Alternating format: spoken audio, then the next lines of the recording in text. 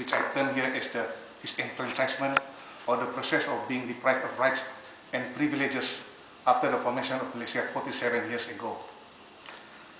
Despite the glowing promises of development and non-interference in the future government of North Borneo, Sabah's right to self-determination has been usurped, leading losses in many safeguards documented in the 20 points.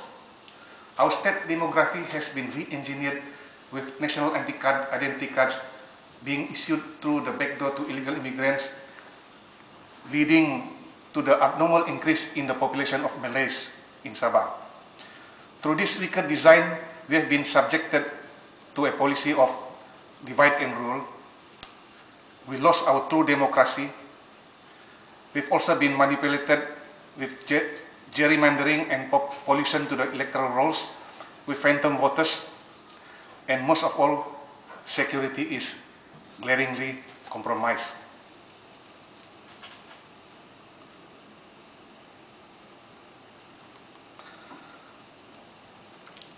I must now say this situation calls for drastic action as the population of Sabah was increased by leaps and bounds by Mahathir Mohamad, Malaysia's then Prime Minister.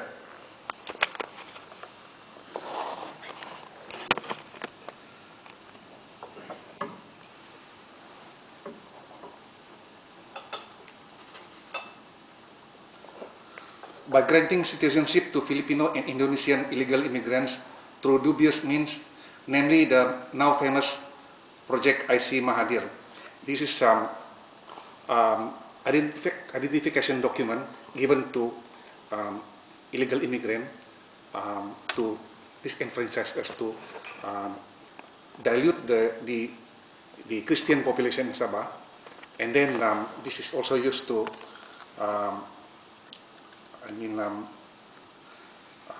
to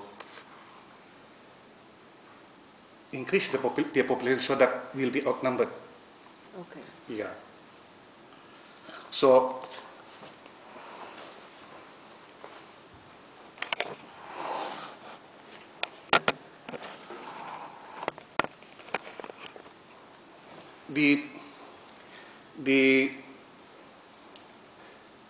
through this project, the population of Sabah has catapulted to 3.2 million, of which 1.5 million are the bona fide Sabahan, whereas the 1.7 million are the foreigners. 70,000 of these foreigners were registered as phantom voters and distributed throughout the constituencies to give greater advantages for the ruling candidates to win in the election. As asserted by evidences, this deliberate increase in the number of new sons of the soil through backdoor adoptions of immigrants was actually a grand design to dilute the Christian community and was also to enhance the impact of Islamization and Malayanization of the state as a means to diminish the population percentage and political leverage of the Karazhan Dusun and Muruts, who are the true natives or original people of Sabah. So how come the Human Rights Commission of Malaysia too confirmed this reporting that there was an abnormal increase in Sabah population? The former Chief Minister of Sabah, Arif Saleh, had confirmed that the federal government can register any of the refugees in 3 hours, 3 days, 3 months, or 3 years. We find that the only way to solve this perennial problem is none other than to establish a Royal Commission of Inquiry with specific terms of reference. This is not the request of only the various NGOs, but also desired by majority of the component parties of the ruling government in Sabah. One opposition party, Sabah Progressive Party, managed to obtain 50,000 signatures for this purpose and have been forwarded to Barisan Nasional Government for positive action. This enfranchisement is a crime according to Human Rights Convention, and on behalf of the bona fide Sabahan, I'm appealing to this honorable organization, to this Holland Parliament and Foreign Ministry, to use its authority under its power to compel the Malaysian government to establish a Royal Commission of Inquiry with terms of reference as requested for this purpose. Thank you. Thank you very much for the presentation. Mr. De Roon has a first question. Just a small question, because I don't understand the Royal Commission. Could you explain what kind of Royal Commission you're thinking? A royal commission means understanding is it will be a panel of independent people. So the terms of reference is to look into who gave this identity card to these foreigners, and number two, to take back that identity card, okay? And then number three, to arrest these people who gave that identity card. And then number four, we want these electoral boundaries to be redistributed according to the composition of the races in Sabah. Yes, I understand what you want them to do, but I don't understand the royalty aspect of the commission. No, it is only in name. Oh, Yeah, that's just a name. yeah, in name because recently they introduced a Royal Commission of Inquiry to look into this death of Tia Beng Hock. They also introduced Royal Commission of Inquiry to look into a lady who was placed in jail and then been asked to be naked, to be nude in jail. So there's also a Royal Commission of Inquiry to look into the discipline aspect of judges in Malaysia. So this Royal Commission of Inquiry is actually a decree by Parliament and with royal consent to look into these matters. Now, we were thinking that since it's royal, that it means that the king or the queen has to be involved, but that is not the idea. No. Okay. But is it maybe, is Malaysia still a part of the Commonwealth? Is that the connection? Yes, Yeah. it is That's still the part point. of the Commonwealth. That's why it's called a royal commission. No, because Malaysia is ruled by a king, Yeah. just like Britain. So when Yes. so what he means, I think, is that the commission should be sanctioned by the king, so that it can report to the Malaysian Parliament. Thank you. Thank you for the presentation.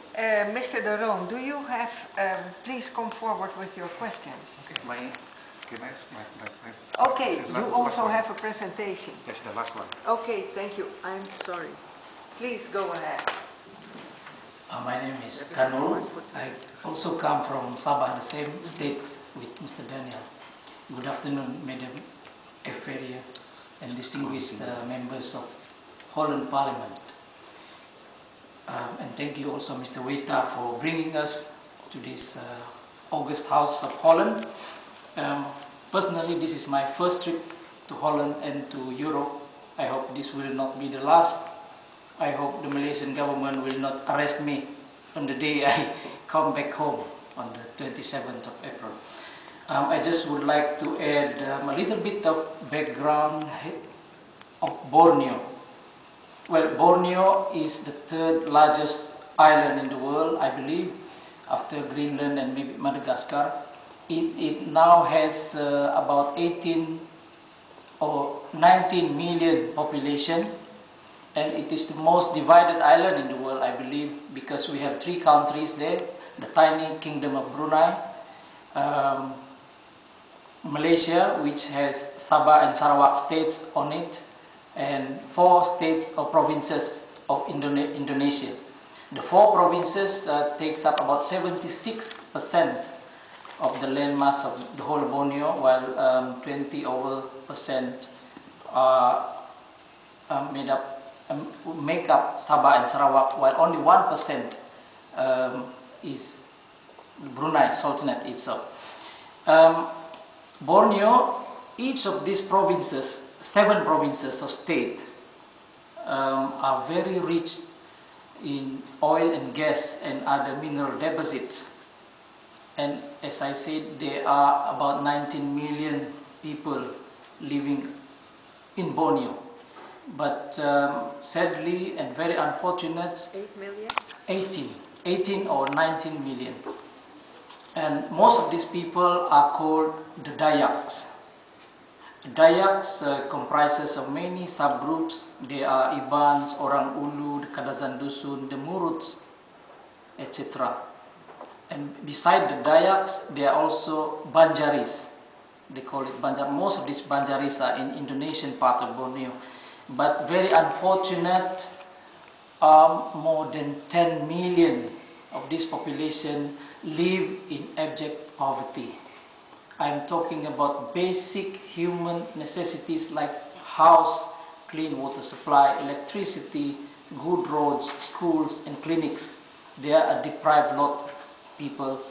And as far as Sabah and Sarawak are concerned, our situation has become worse and worse by the day because of disenfranchising policies by our federal government, as outlined in Daniel's presentation. But I would like to add 1 or 2 points about this disenfranchisement. We used to have this equation where the Muslim and non-Muslims controlling 50-50 kind of equation in the State Assembly. We have 48 seats maybe about 10 years ago, and between these 48 we divided 20 to non-Muslim seats and 20 and another 8 for the Chinese. But when when Christian dominant party kept winning seats, I mean together with the supports of some few Muslim seats and the Chinese seats, the federal government introduced gerrymandering. When we increased our state assembly seats to 60, the Christian now control only 14 to 15 seats, the Muslim over 30 seats, and the Chinese remained 7, 8 or 9 seats. And this is clearly a disenfranchising policy against the natives who are mostly Christians in Sabah. And on top of that, for the very first time since our independence through the formation of Malaysia in 1963, for the last 47 years, the first time all 7 to 10 top posts in Sabah state government, non-native Christians occupy these seats. When it used to be a gentleman understanding, where if the governor is a Muslim, the chief minister will be a non-Muslim, etc., etc. But now currently all 7 to 8, 10 top posts in the states are dominated by Muslim, and this is by design rather than default.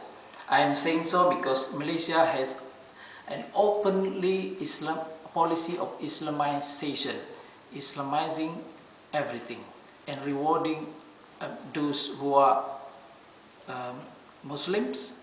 And we can see now in Sabah, and I believe in Sarawak too, most of the federal agencies, departments or government-linked companies are dominated by Muslims. And we feel we are disenfranchised and marginalized, and we are seeking to enlighten the international community to sympathize with us and to lobby for this cause, to bring back fairness and justice to the communities in Sabah and Sarawak and also in the whole Borneo, I believe. I would like to also make a statement here that Malaysia, I think, has become more and more a disrespecter of this doctrine of separation of powers. They control all 3 branches of government. They control the judiciary, they control the executive. Of course, the executive, I'm talking about executive controlling legislative and judiciary. So if we seek redress or we want fairness in the court, more often than not, they will fail us. And I think Anwar Ibrahim is also one of the victims of this evil system. I think I would like to stop. Okay. Thank you. Thank you very much for your presentation. And I think that we can go ahead now with the questions, because time is running very short. I will give the floor, first of all, to Mr. Van Roo. Thank you. Thank you for coming here. Thank you for your presentations. If possible, I would also like to get Mr. Waytha Murthy's presentation on paper or on the internet, maybe, whatever will be possible. Yes. Yeah. We had a presentation last January about human rights situation in Malaysia, and I have to tell you that what I heard today confirms what I heard in January, and even you gave more dimension to it. My questions are these. Did I get correctly that when a person is born in Malaysia, the law makes him a Muslim? Or if that works in a different way, maybe you can explain me. Because that's what we were told in January. Okay. Basically... No, but let him Oh, okay, go okay, ahead okay. with the questions, Yeah, then right. I will add mine, Okay. and then you can react. Sure. Yes, also I got the impression that this situation of Islamization of the society is getting worse, that the government coalition is getting more conservative on these topics. And I would like to know if that's also your impression, or if it's a stable situation in the last decade. Maybe you can answer these questions. Thank you so much. Then I will add my question, since we have a tremendous lack of time, because there's a lot to discuss with you. I'm very curious to find out what you expect from us as the Dutch government. From you I heard the importance of a royal commission, but what do you expect us to do? Please go ahead. Okay. In answer to your first question, whether all persons born in Malaysia are Muslims, the answer is no. Technically, the constitution allows us to practice a religion of our choice. But what happens is, the government, when there is dispute of conversion, or when the slightest doubt, along the line someone would have married a Muslim, maybe the great-grandparents or whoever would have married a Muslim, and then along the line they find out that there is some Muslim connection, immediately they will force the entire family to convert against their wishes. And then their siblings, their children are denied birth certificates, their marriage is not recognized. That is what happens. And to your second question, whether Islamization is getting worse, the answer is yes. It is getting worse by the day. The Islamic radicals are, it looks like the government is controlled behind the scene by a group of Islamic fundamentalists who are influencing all government policies. Naturally, 54% of the Malaysian population are Muslims, and the remaining are Christians. Majority are Christians, Buddhists, and Hindus.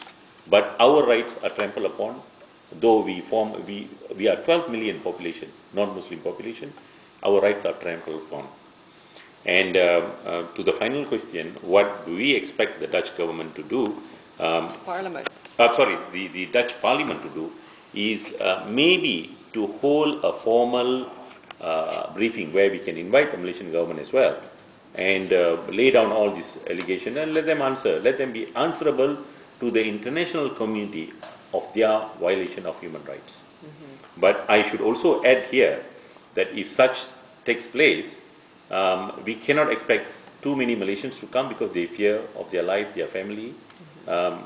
I've already lost everything. I'm here available, and I'm sure people like Daniel and Kanol would be willing to come and would be willing to take the risk. And finally, I forgot to mention, for all the work that we are doing, my organization in particular, HINRAF, has been declared illegal. Government has not approved our registration, but they declared us illegal. Last month they arrested our people, 50 over. They charged in court for being members of unlawful organization. I wish that the Dutch Parliament can write to the Malaysian government and say, this is actually a human rights organization. We should be legalized, and all these allegations, all these criminal charges against our members should be withdrawn. I have made some copies of statements issued by international bodies recognizing my organization as a human rights organization, which will assist you in your writing your letters. Okay. Thank and you I will very also much. email the human rights report. Yes, please. Yeah. Thank you very much. Perhaps you would like to add on this? Talking about racism, as you are well aware, in Malaysia, Bible is not allowed to enter Malaysia just because of the word Allah. See, we, the Christian, can never use the word Allah. See how racist they are. So that is our views of Malaysia is too fanatic, and then to concern on race and religion instead of the economy or well-being of the people. So here, look, in Sabah, even the government component parties is also asking for royal commission inquiry. Not only the opposition party, not only the NGO, but the only person not agreeing to this is the UMNO, because case of one will be revealed if there's a royal commission inquiry. Now one, it is Mahathir who approved the issuance of identity card, and then followed by the Chief Minister Sabah Musa Aman, who have their committee to distribute. And then it's been revealed by those people who are once giving IC. So that is the reason why they don't allow. But the majority of people of Sabah agrees, even those component parties, government component parties of Sabah, in opposition. It is only UMNO that is not willing to agree to this royal commission inquiry. So we come here in such a way that we give you the proof, and then we want to see if they can deny. But if they don't deny, then I hope the international community can use the authority within the power to force Malaysia to establish a royal commission of inquiry, because this is a crime according to Human Rights Convention, disenfranchisement. Okay.